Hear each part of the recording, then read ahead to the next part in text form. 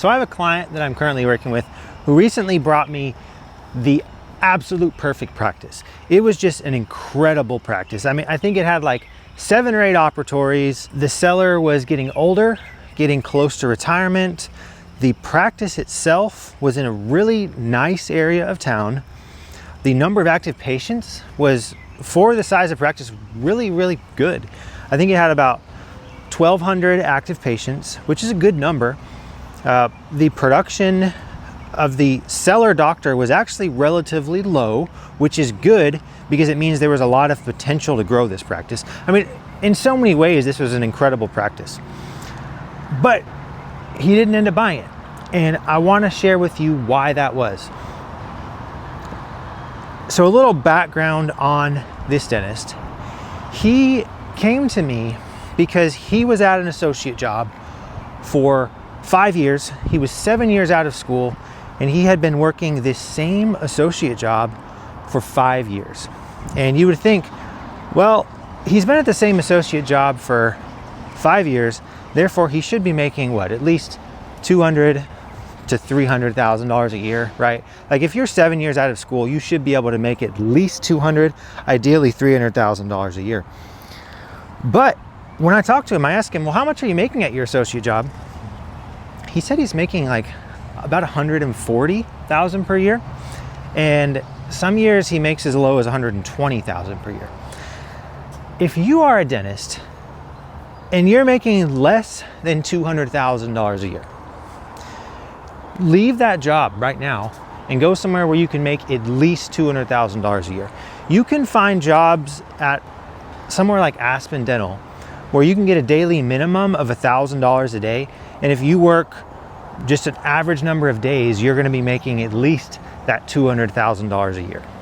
So it doesn't make sense if you were at a job that you were making less than at least that minimum $200,000 per year. So this dentist came to me, he said, yeah, I'm only making $120,000 to $140,000 a year. I want to buy a dental practice, which, I mean, first off, I agreed with him. You should buy a dental practice. And so he went and looked at some practices. So I advised him to do what I advise most clients. When you first start looking for a dental practice to buy, the best way to start is by reaching out to all of the practice brokers that are in your area. You're going to go to Google and you're going to type in practice brokers in my city, state, etc., and you're going to see what's available. Generally, there are at least 7 or 8 practice brokers per city or state that you're looking at. If you're in a big city, a lot of practice brokers might be regional to your city. If you're in a more typical state that doesn't have a huge city, the practice broker might be covering the entire state, or sometimes you'll have practice brokers that cover a region, maybe they're covering a couple states. And you want to reach out to all of them because the practice brokers are not going to tell you about practices that other practice brokers have for sale. Unlike with a realtor, realtors are able to split commissions with other realtors. So when you buy a house, typically, at least traditionally, things are changing a little bit now, but traditionally you'd pay something like 6% of the price of the house would go to the realtors, and 3% would go to the seller's representative, and 3% would go to the buyer's representative. But with dental practice transitions, there is nothing like that. The brokers, they simply get to keep about 10% of the purchase price, but there's really no representative for the buyer.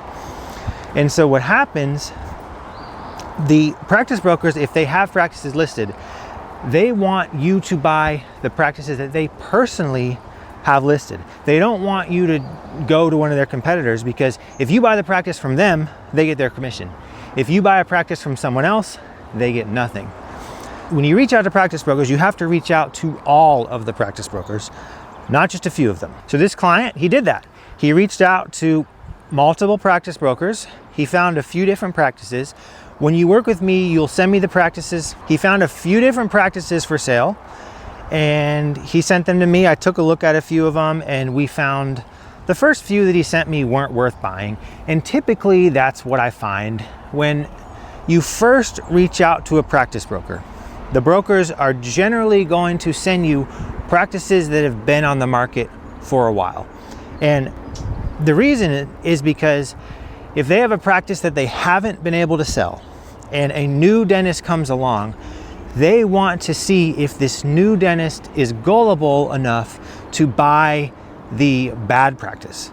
Because if they can get that off their books, they get their commission, and then they can present the better practices to other dentists who are maybe a little bit more selective in what they're looking for. And so usually the first few practices you get from practice brokers aren't going to be worth buying. The initial documents you receive are probably for a practice that you're not going to want to buy. But with that being said, when you're looking at buying a practice, I recommend looking at as many practices as you can. And even if it's not a practice that you think you're going to end up buying, it still can make sense to go and visit the office and look at it, because maybe you'll find out something that, hey, maybe this practice is worth buying, but maybe at the worst case scenario, you're at least getting some experience. You're at least getting to learn. You're getting to get that practice of looking at a bad practice, so that when the right one comes along, you've already done the initial work of learning how to evaluate a practice. And when that right one comes along, you're ready to move forward because you already have the experience, and you say, hey, I've already looked at 6 practices and this one is so much better than all of those. Therefore, I'm going to buy this one. So that's what happened with this dentist. He sent me maybe 5 or 6 practices that weren't worth buying. But eventually he got an email from a practice broker. And that's typically how you find the best practices. The best practices are going to be the ones that were not initially on the market, but since you have already been talking to practice brokers and you were on their email list, they send you a practice and you say, hey, well, this is actually one I want to buy. And so that's what happened. We got this practice. It was an absolutely perfect practice. As soon as I saw it, I said, hey, this is exactly what you've been looking for. You should put in an offer right away and, try to buy this practice. When you are ready to make an offer on a dental practice, what you need to do is you need to create a letter of intent. And that's a document. It's not legally binding. It's not the actual closing on the practice document. That's the asset purchase agreement. But in order to initially make an offer, you fill out a letter of intent. That's where you put down the purchase price and you put down all the details that you want to make sure are included when you buy this dental practice. So we set up a call, we talked through all of the details with this practice, and we talked about the terms that he wanted to include on his letter of intent. The asking price that the seller had been asking for this practice was actually pretty reasonable. And so I advised him, I said, hey, don't even try to negotiate on this price. It's already a very good price. It's already priced very competitively. And because it's priced competitively, and because it's a good practice, and because it just hit the market, you need to move fast. Because just like the practice broker sent this practice to you, he probably sent it to, 50, 60, 70, 100 other dentists. Like, this practice broker probably has an email list with a bunch of different dentists that are looking to buy a dental practice. And because this one is so good, it's going to go really fast. And he agreed. He said, yeah, this is a great practice. I want to buy it. So he drafted up the letter of intent. He looked at it. He actually had a lawyer look over the letter of intent, which is always a good idea. You don't necessarily have to bring a lawyer in at this stage. Once you have a signed letter of intent and you start drafting the asset purchase agreement, that's when you absolutely have to have a lawyer involved, because that is the legally binding document that you're going to sign. The asset purchase agreement, as well as any type of lease agreements, you absolutely have to have a lawyer draft and review those. But if you can have the lawyer look at the letter of intent as well, that is ideal. So we have a letter of intent ready to send to the seller. We have an amazing practice that's perfect for this dentist, and I assume he has sent it off, and any day we're going to hear back from the seller. The seller is either going to accept the buyer's offer, or the seller is going to counter offer with some changes that he wants to have made to that letter of intent. And so I wait a few days, I wait a week, waiting to hear back from the seller. But I never get an email from this buyer. He doesn't give me any sorts of updates. So I send him an email, he doesn't respond. I send him a text, he doesn't respond. A few days later, I sent him another email, another text, he still doesn't respond. 2 weeks later, after we had finished his letter of intent, and after he had paid a lawyer to actually review that letter of intent, and he had paid me as well to advise him on this practice. So like, he's already spent a decent amount of money preparing to buy this practice. And he calls me up and he says, Chris, I decided not to make the offer on this practice. Honestly, I was really shocked because he was in such a bad associate job where he was making like $140,000 per year. And if he had bought this practice, he could have easily made $300,000 to $400,000, if not $500,000 the first year of ownership. This is how good that practice was. And that is after including paying back the practice loan. This was just an incredible practice. And he could have increased his income by $200,000, $300,000, $400,000. Yet, instead, he decided he's not going to buy this practice. And I asked him why. I said, well, why did you decide not to make the offer? Are you gonna wait out and find another practice? What's your plan? He said, no, I think I'm just gonna wait a few more years. I'm just gonna wait a few more years. The reason I'm gonna wait is because I think this is too risky for me to do right now. I'm not sure I want the risk of being a practice owner. Remember, this is coming from someone who is currently working at an associate job where he is not being respected, he doesn't enjoy, and he's making $140,000 per year before taxes, before paying back his student loans, before paying for health insurance. $140,000 a year as a dentist is nothing. And yet he's telling me that he is worried it's too risky to become a practice owner. The real risk for this dentist is that he is going to stay at this associate job for longer, only making $140,000 a year. The word is opportunity cost. The amount of opportunity that he is giving up by not finding a better job is $200,000 to $300,000 per year. He's making $140,000 and he could be making $200,000 to $300,000 per year.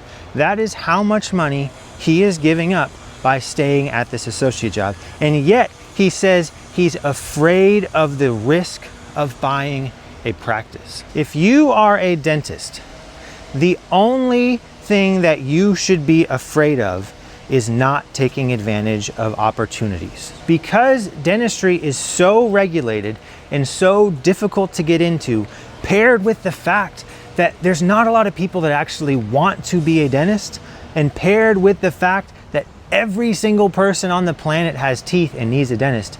If you are a dentist and are able to provide dental treatment, your skills are extremely valuable.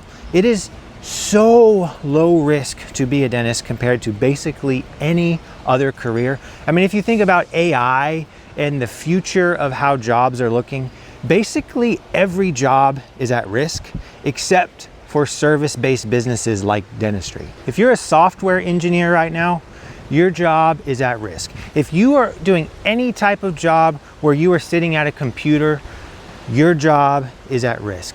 But if you are a dentist, it is going to be a long time before AI is going to be able to replace dentists. I have spent a lot of time actually thinking and working on some of these problems. I actually worked for a company that is developing radiograph software that's able to interpret radiographs using AI. I've also built some various robots that have been able to do some simple dental work. There are very few people who have actually spent as much time as I have researching robotics and AI and their effects on the future of dentistry. And I'm just going to tell you this.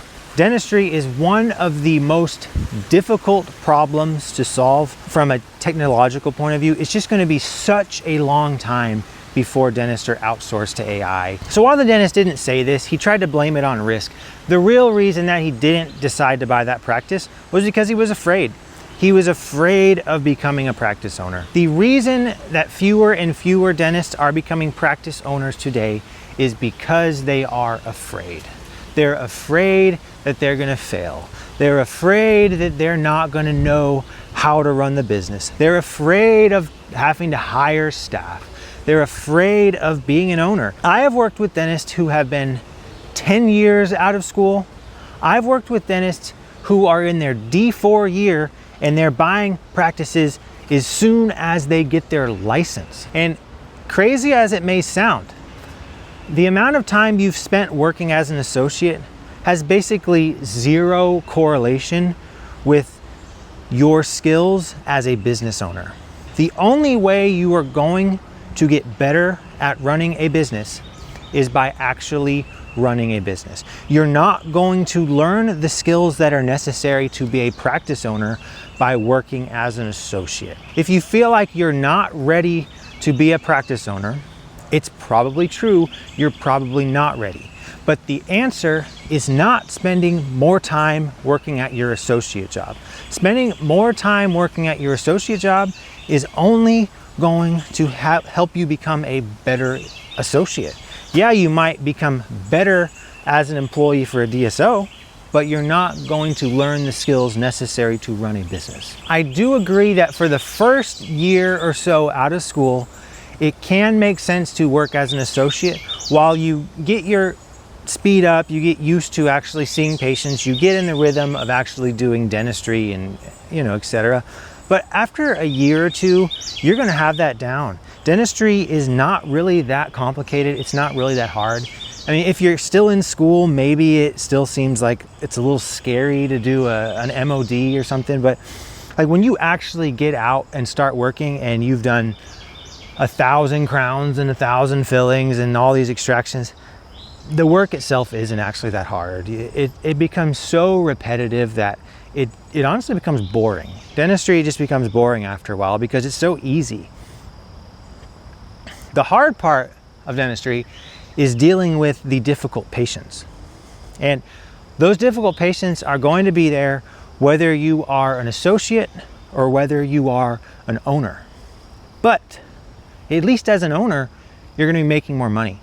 Or you could be making the same amount of money at your associate job and as an owner, but work half as much. Because when you're working as an associate, you're going to have to basically give up half of your profit to the corporation or the other dentist that you're working for. So it makes sense to just own your own business, keep all that money for yourself. You can either make twice as much or you can work half as much. It's up to you. So now I want to contrast the story of this first dentist with another dentist that I'm working with. He came to me with almost the exact same situation, except instead of being 7 years out of school, he's only 1 year out of school. But other than that, the situation is pretty similar. He's at an associate job. It's not a very good job. He's not being treated with that much respect. He's not making that much money. Now, he's only been doing it for 1 year rather than 5 years. So, I mean, that is a pretty big difference. But he comes to me, he says, "Chris, I'm interested in being an owner." And I said, "Yeah, I think you should be." And we had the same conversation. You should talk to practice brokers, et cetera, et cetera. You find practices. The first practice he found and brought me was not that great. Obviously, that's usually what happens. The first few practices aren't. But eventually, he found a practice that was really good. It met all the criteria. Same as the other guy. It was a great practice. It was perfect for what he wanted. It was a good fit. And so I recommended, hey, you should go forward on this. You should buy it. We did the same thing as with the other dentist. We worked on the letter of intent. We got everything ready. And he sent it off. And he sent me an email the next day saying, "Hey, Chris, I sent off the letter of intent and we're going to see what happens." Unlike the other dentist, where he waited weeks trying to decide if he was going to send off this letter of intent, this dentist, he just sent it off. He made the offer. Once the opportunity came along, he made the offer, which is exactly what you should do. Because when these really good practices come to market, they often are not on the market that long. Someone else is going to buy it if you don't. Now, after he had sent the offer off, it turns out that the seller of this practice was a little bit difficult to work with. And that happens. Sometimes sellers are a little bit difficult to work with. And it turned out that he wasn't going to be able to buy this practice as quickly as he would have liked. He wanted to see if he could buy this practice in month and a half, 2 months. And it turned out it was probably going to be more like 4 or 5 months until he was able to actually close on this practice. That's not necessarily a deal breaker. For the right practice, it can make sense to wait. But here's the genius thing that he did, and this is just the way that you have to think if you want to be successful in life. He said, instead of sitting around at this associate job for the next 4 or 5 months while I wait to buy this practice, this associate job where I don't like it, I'm not being treated with respect, I'm not making as much money as I should, he went out and he found another associate job. Now, it was a temp job, but it was an associate job. And instead of making $700 to $800 a day like he was making at his other job, this temp job was listing $1,500 per day, which obviously is already a lot more than his last job. It was about double. But he didn't just stop there. He decided he was going to negotiate how much he was going to make at this job. And he went to the boss that he was working with and he asked, hey, instead of making $1,500 per day, I would like to make $2,500 per day. And guess what? The boss that he was working for said, okay, I'll give you the $2,500 per day. So now, not only is he about to buy a practice, not only did he leave an associate job where he was making $700 to $800 per day, he now has a temporary associate job where he's making $2,500 per day while he is waiting to close on a dental practice where he's probably going to be able to make $3,000 to $4,000 per day. And remember, he is 1 year out of school. He didn't have to wait. You don't have to wait years and years and years in order to find a better opportunity. If you are at an associate job where you are not getting paid what you should be, or not being treated with the kind of respect that you should be treated with, then you should leave and you should find another job, or you should find a practice to buy, or do like this dentist did and do both. The problem is that so many dentists are just afraid to make any type of change. If you are making less than $200,000 a year as a dentist, then you just need to do something, do anything. Buy a practice, that's the best thing you could do if you buy the right practice. If you buy the wrong practice, you might end up being in a worse situation. But if you buy the right practice, you can increase your income, 2 to 3 times from what it is right now. It is not uncommon for new practice owners to make $400,000, $500,000, $600,000, $700,000 in their first year. And if you keep at it, it's not unrealistic to expect to make $1 million per year or more as a dental practice owner. That is not unreasonable. There are 4 or 5 dentists that are within 10 minutes driving distance of my house that I personally know are making more than $1 million a year. This is not like in the whole United States, I know 5 dentists. These are 5 that are within 10 minutes of my house. So if you include the whole United States, there are so many more than that. The richest dentists that I know are not necessarily the smartest. You have to be smart to make it into dental school, but you don't have to be a genius, and you don't have to be a genius in order to be successful. The people who are successful are the people who take action, who get started and actually, make decisions and move forward. You can spend all the time you want thinking about things. You can spend all the time you want trying to make decisions and trying to make the best decision you can. But the reality is you just don't know a lot of things until you actually take action and start trying things out and start actually getting out there into the world and doing things. If you're stuck in some office at some associate job making less than $200,000 a year, You just need to find somewhere else to work. You need to find a practice to buy. You need to change your situation and understand that the world is so much bigger than that one office you are at. If you have been at a job for more than 2 to 3 years and you're not happy with it, you absolutely need to make a change. But you don't need to wait 2 to 3 years in order to make a change. You can make a change a lot faster than that. But if you have been at the same job for 5 years, 6 years, 7 years, and you're not making the kind of money that you should be making as a dentist, you have no one to blame but yourself. You have no one to blame but yourself. You need to get out and try something else. You need to just take action. Some fears that I hear that dentists have, they say, well, I'm afraid. They might not say I'm afraid because they don't want to use that word, but basically they say some things that basically come across as, I'm afraid I might not be good at managing the business. My response to that is, no, you probably won't be, but working as an associate is not going to give you the skills to learn how to do it. So do your best. You're going to learn. The sooner you get started, the sooner you're going to be able to become an expert at it. You might have to be a practice owner for 5 to 10 years before you truly become an expert at managing the business. But you're not going to get to that 5 to 10 year point unless you get started now. Another complaint I hear is, well, what if the business is not successful and I don't make very much money? Well, the number one thing you need to do is you need to make sure that you are buying the right practice. And when I say the right practice, I'm talking about a practice that has a lot of active patients, where the previous dentist who was working at that practice was not over treatment planning on patients, so that when you come in, you have a lot of work on your schedule to do.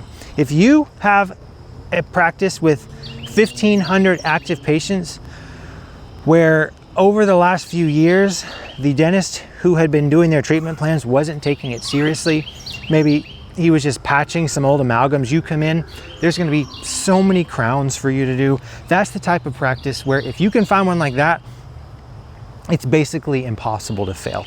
The risk is if you buy a practice where the dentist had been over treatment planning on patients. You come in and all of the patients have crowns on like all of their molars. They just had their veneers done. They just had implants placed. They just had Invisalign to straighten their lower anteriors.